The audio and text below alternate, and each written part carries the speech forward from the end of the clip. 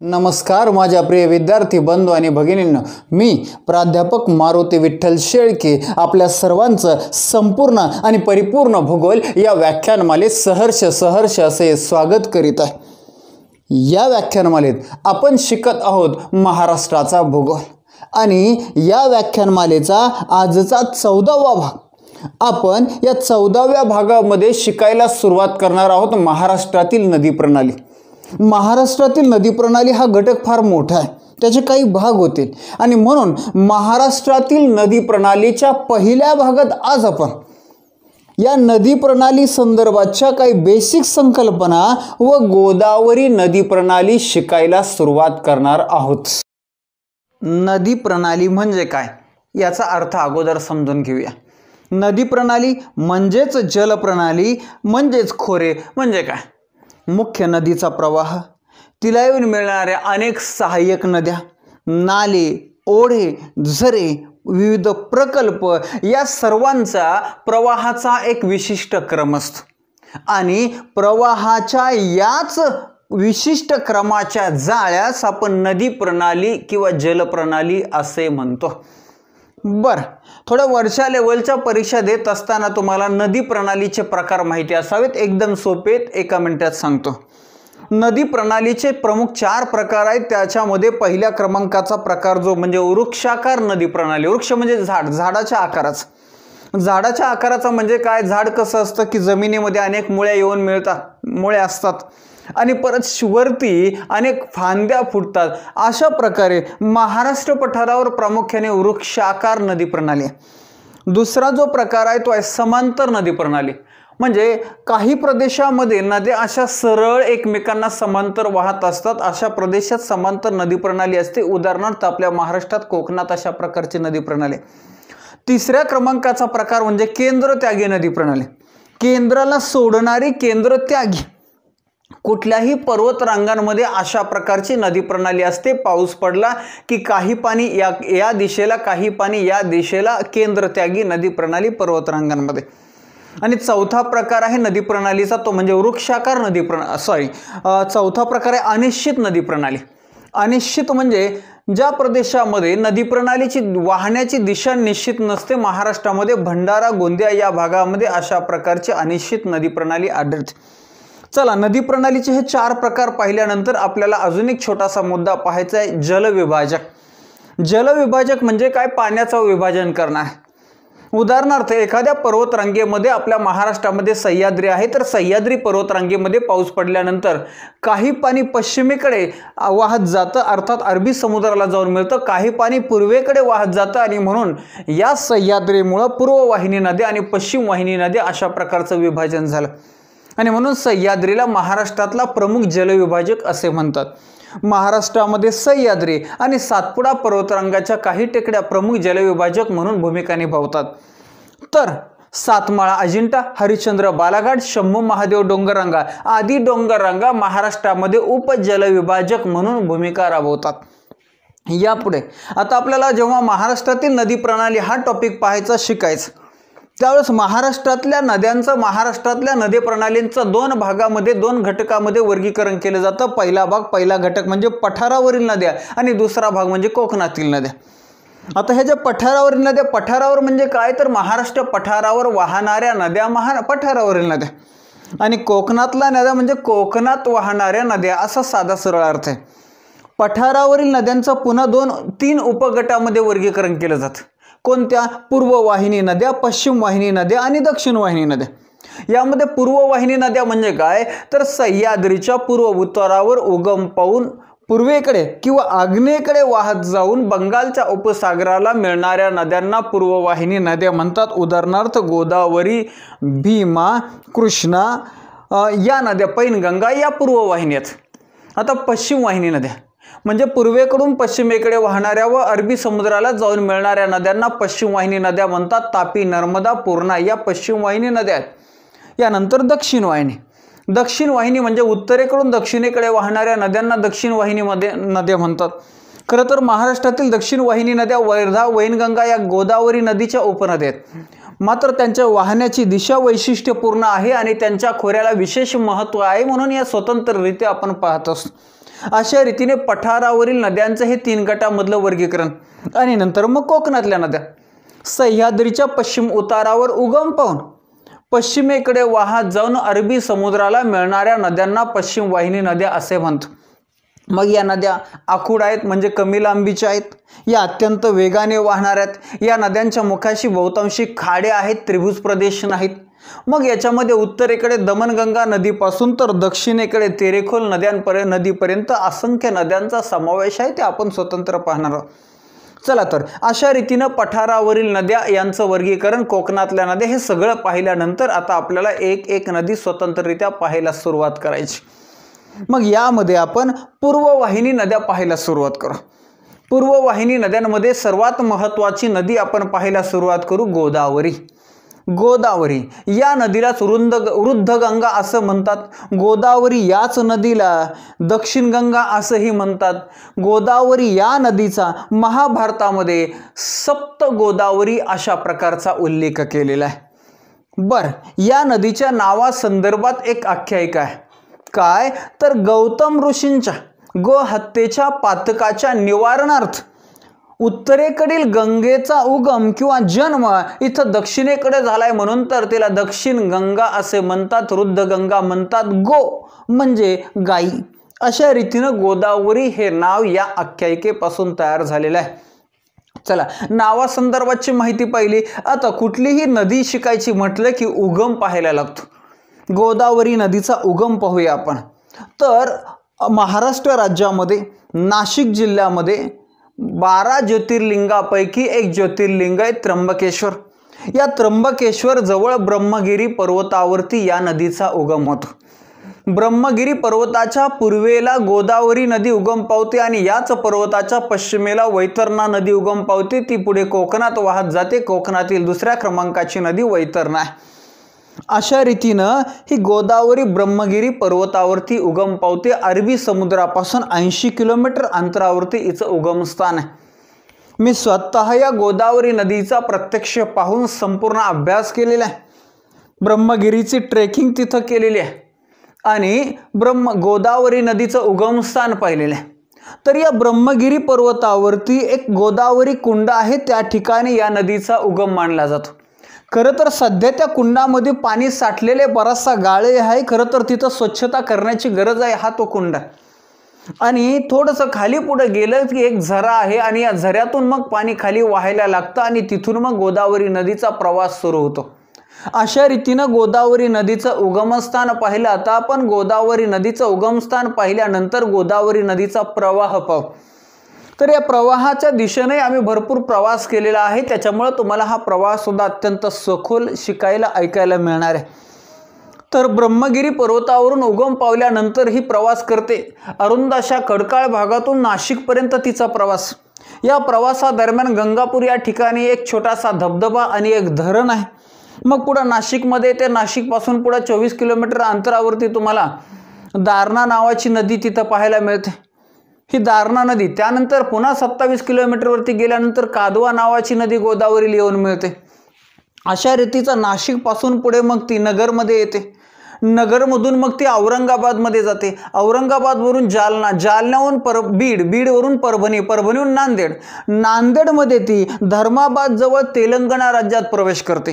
तेलंगणातून ती पुन्हा गडचिरोलीमध्ये प्रवेश करते आणि गडचिरोलीमध्ये तिचा 7 किलोमीटरचा हा प्रवास आहे. या प्रवासादरम्यान रजिरप्पी नावाचा एक धबधबा तिथं सुरू होतो. याचबरोबर याच प्रवाहामध्ये मगरी आणि सुसरी देखील आढळतात. अजून एक महत्त्वाची गोष्ट, आपल्या महाराष्ट्रामध्ये 2दा प्रवाह असणाऱ्या किती नद्या आहेत तर 3 नद्या आहेत. त्यामध्ये गोदावरी आहे, मांजरा आहे आणि तापी आहे. अशा 3 महत्त्वाच्या नद्या आहेत. त्यापैकी ही गोदावरी आपण पाहिली. महाराष्ट्रातून तेलंगणामध्ये जाते. तेलंगणामधून परत गडचिरोली म्हणजे महाराष्ट्रात येते. मग गडचिरोलीतला 7 किलोमीटरचा प्रवास संपल्यानंतर ती पुन्हा तेलंगणामध्ये जाते. तेलंगणामधून आंध्र प्रदेश म्हणजे सीमांध्रमध्ये जाते आणि सीमांध्रमध्ये राजमहेंद्री जवळ ती बंगालच्या उपसागराला मिळते. बंगालच्या उपसागराला मिळत असताना ती फार मोठा त्रिभुज प्रदेश निर्माण करते आणि त्या त्रिभुज प्रदेशाच्या अलीकडच्या टोकाला म्हणजेच राजमहेंद्री जवळ धवलेश्वरम नावाच्या ठिकाणी 1857 मध्ये एक ॲनिकट नावाचा बंधारा बांधलेला आहे आणि या ॲनिकट बंधाऱ्यापासूनच खऱ्या अर्थानं गोदावरी नदीच्या त्रिभुज प्रदेशाला सुरुवात होते. या त्रिभुज प्रदेशामध्ये गोदावरी नदीचे प्रमुख 2 प्रवाह तयार होतात. मग पूर्वेकडच्या प्रवाहाला गौतमी गोदावरी असं नाव आहे, गौतम गोदावरी किंवा गौतमी गोदावरी असं नाव आहे. पश्चिमेकडच्या प्रवासाला वशिष्ठ गोदावरी असं नाव आहे. याचबरोबर अजून एक तिसरा प्रवाह वैनतेय नावाचा प्रवाह तयार होतो आणि हे 3 प्रवाह अनुक्रमे यनम या ठिकाणी, त्याचबरोबर राझोले या ठिकाणी आणि नसरपूर नावाच्या ठिकाणी हे बंगालच्या उपसागराला मिळतात. मात्र ते अत्यंत छोटे ठिकाणं असल्यामुळे आपण राजमहेंद्रीजवळ बंगालच्या उपसागराला ही नदी मिळते असं म्हणत असतो. बर, चला आपण या नदीचा प्रवाह पाहत असताना अजून एक गोष्ट तुम्हाला सांगायची की या नदीच्या अगदी पुढच्या शेवटच्या टप्प्यामध्ये या नदीच्या पात्रामध्ये काही बेटांची निर्मिती झालेली आहे, त्यांना लंका असं म्हणतात. अजून एक गोष्ट की ही नदी आंध्र प्रदेशमध्ये गेल्यानंतर धरमपूर या ठिकाणी उत्तरेकडून दक्षिणेकडे सरळ 3 किलोमीटर वाहते, म्हणजे ती दक्षिण वाहिनी होते. हाही एक महत्त्वाचा मुद्दा आहे. दक्षिण वाहिनी नदी गोदावरी दक्षिण वाहिनी कोठे होते तर ती धरमपूर या ठिकाणी. चला या नदीचा हा प्रवाह पाहिला. आता प्रवाह पाहत असताना गोदावरी नदी भारतातल्या किती राज्यातून वाहते? महाराष्ट्र, तेलंगणा आणि सीमांध्र म्हणजे आंध्र प्रदेश अशा 3 राज्यातून ती वाहते. बर, गोदावरी नदी या गंगा नदीनंतर भारतामध्ये तिची लांबीच्या दृष्टिकोनातून दुसरा क्रमांक लागतो, 3 राज्यातून वाहणारी आणि महाराष्ट्रातल्या सर्वात जास्त म्हणजे 8 जिल्ह्यातून वाहणारी ही नदी. 8 कोणते जिल्हे आपण पाहिलं? नाशिक, नगर, औरंगाबाद, जालना, बीड, परभणी, नांदेड आणि गडचिरोली अशा 8 जिल्ह्यातून वाहणारी ही नदी आहे. प्रवाह पाहिला. प्रवाह पाहिल्यानंतर लांबी.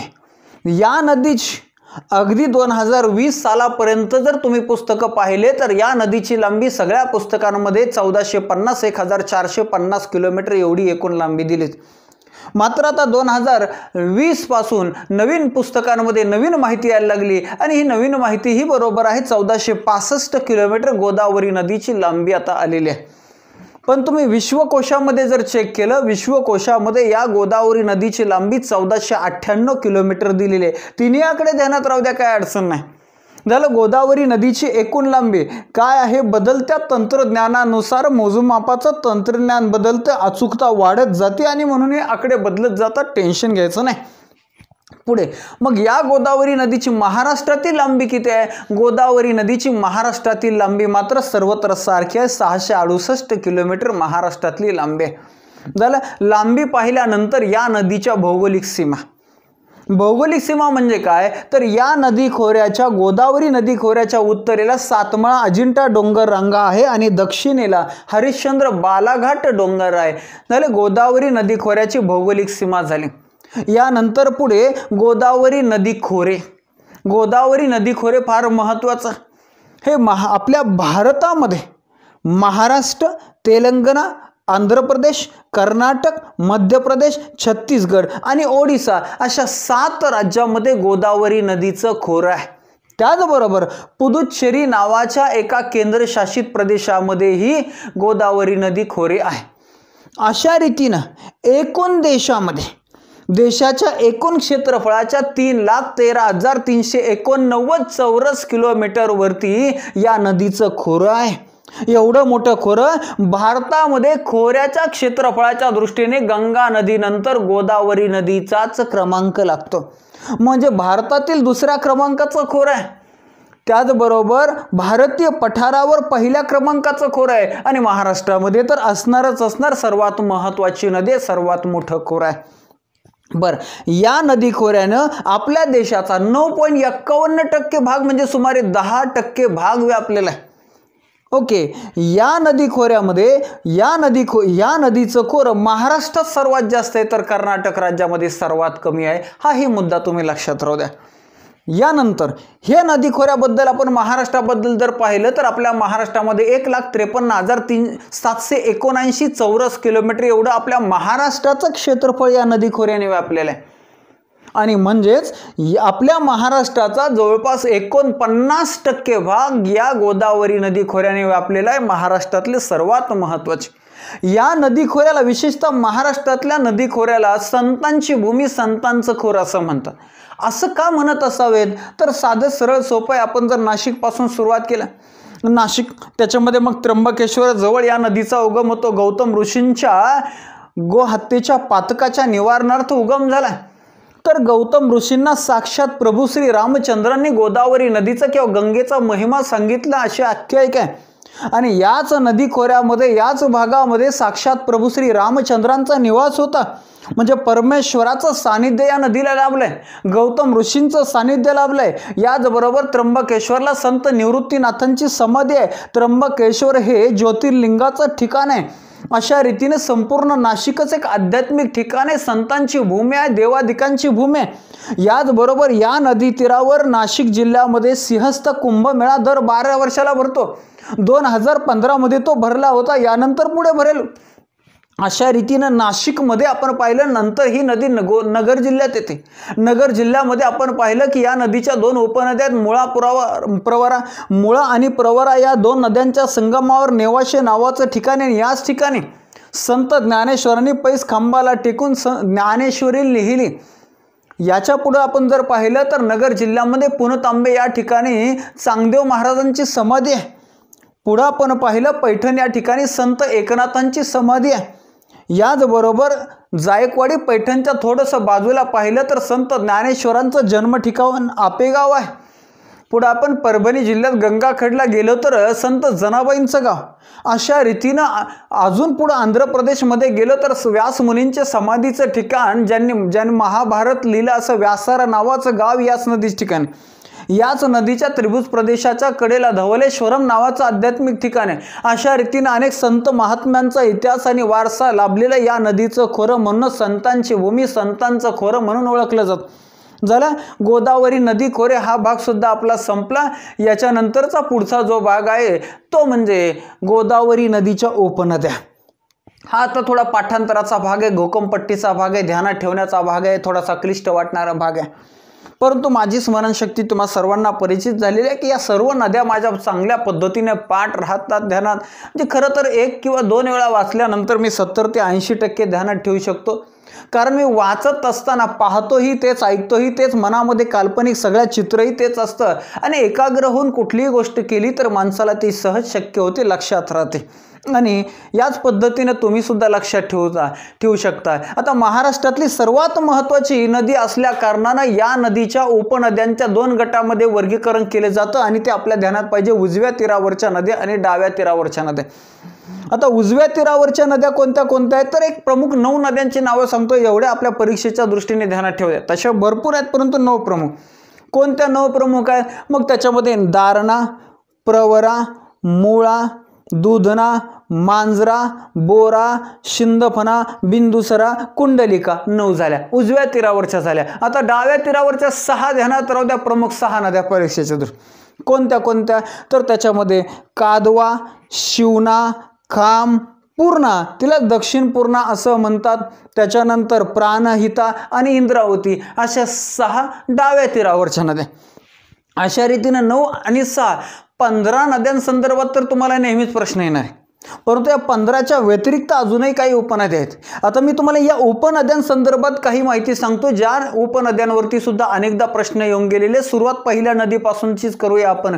पहिली गोदावरी नदीची उपनदी म्हणजेच दारणा नदी. आता ही दारणा नदी जी आहे कळसुबाई शिखराजवळ इगतपुरी या ठिकाणी नाशिकमध्ये उगम पावते आणि 77 किलोमीटरचा प्रवास करून ही दारणा सांगवी नावाचं नाशिक जिल्ह्यामधलं गाव आहे, त्या ठिकाणी ती गोदावरीला मिळते. याच्यानंतर आपण या नदीची दुसरी उपनदी, पुढची उपनदी पाहिलं तर कादवा.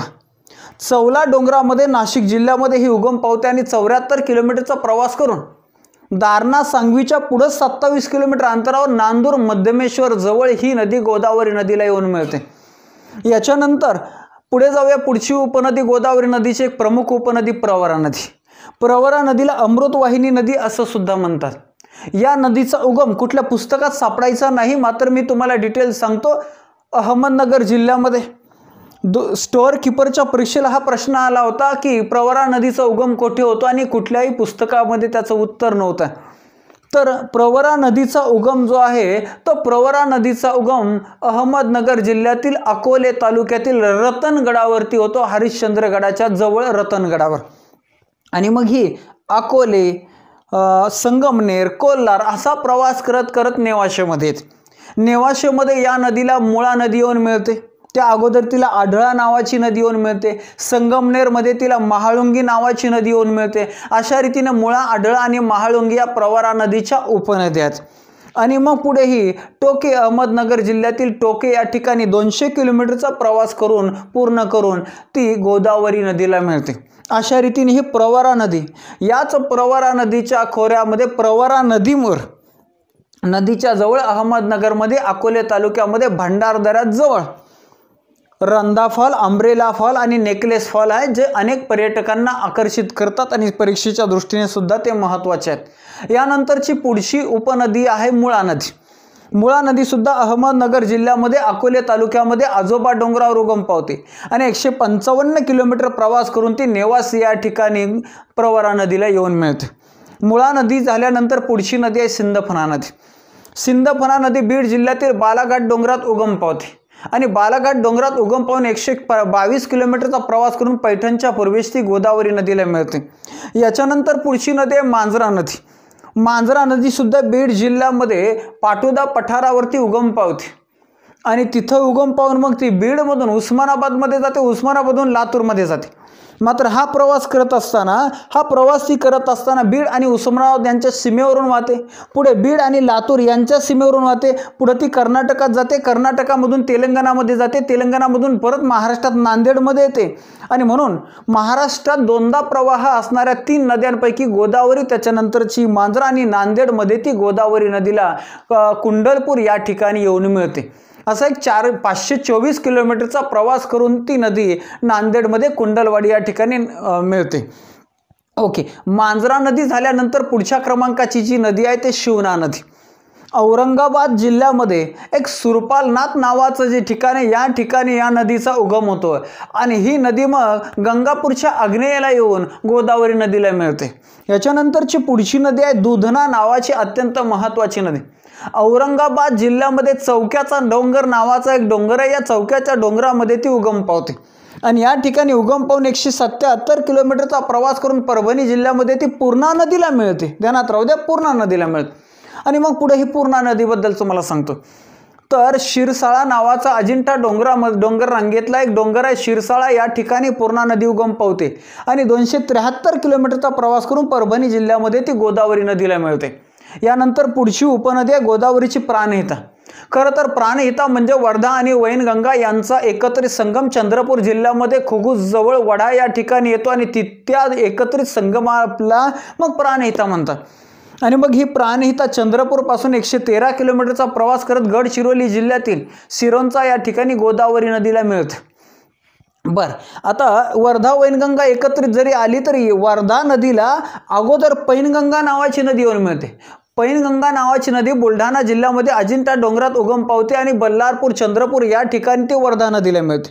आता ही वर्धा नदी जी आहे मध्य प्रदेशमध्ये बैतूल जिल्ह्यात उगम पावते आणि ही वर्धा नदी वैनगंगेला चंद्रपूरमधील खुगूस जवळ वडा या ठिकाणी मिळते. आता ही जी वैनगंगा नदी आहे ती मध्य प्रदेशमधील शिवनी जिल्ह्यामध्ये उगम पावते आणि गोंदिया, भंडारा या माध्यमातून चंद्रपूरमध्ये ती वर्धा नदीला मिळते. अशा रीतीने 3 नद्या म्हणजे प्राणहिता झालं. प्राणहिता ही अत्यंत महत्त्वाची उपनदी संपल्यानंतर पुढच्या क्रमांकाची छिंदवाडामध्ये उगम पावणारी पेंच नावाची एक महत्त्वाची नदी.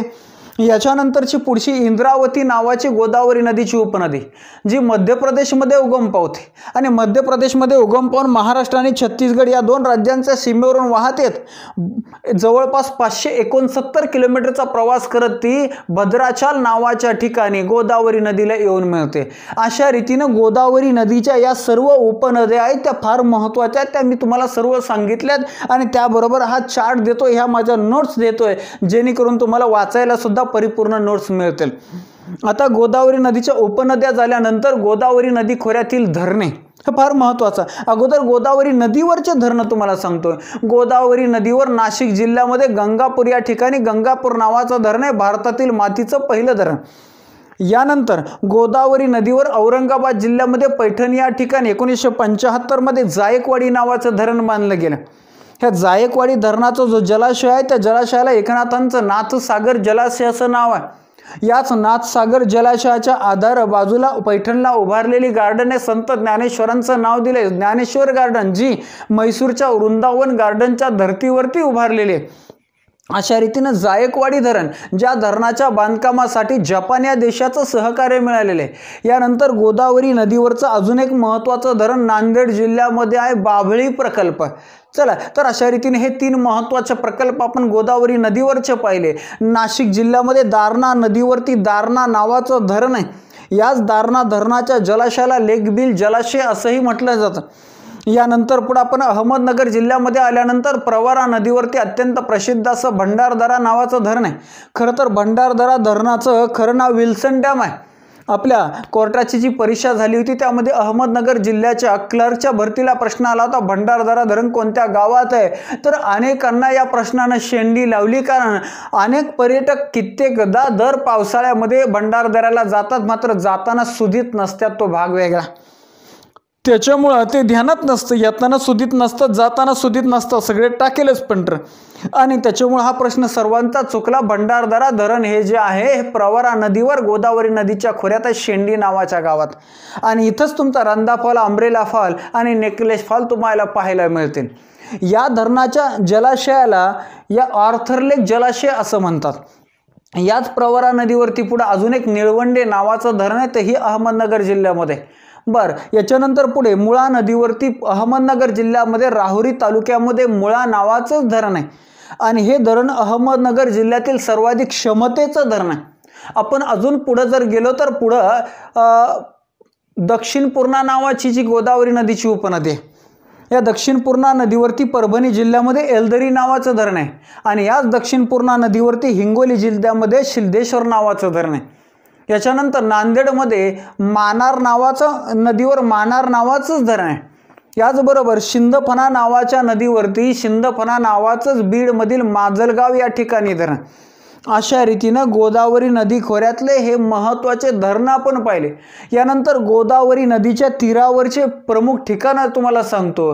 त्र्यंबकेश्वर पासून सुरुवात होते, त्र्यंबकेश्वर पासून मग नाशिक आहे, नाशिक नंतर आपल्या नगरमध्ये आल्यानंतर कोपरगाव आहे, पुणतांबे आहे, औरंगाबादमध्ये गेल्यानंतर पैठण आहे, पुढं बीडमध्ये गेल्यावर राक्षसभुवन आहे, परभणीमध्ये गेल्यावर गंगाखेड आहे, नांदेड आहे, व्यासारा नावाचं ठिकाण आहे आणि राजमंद्री.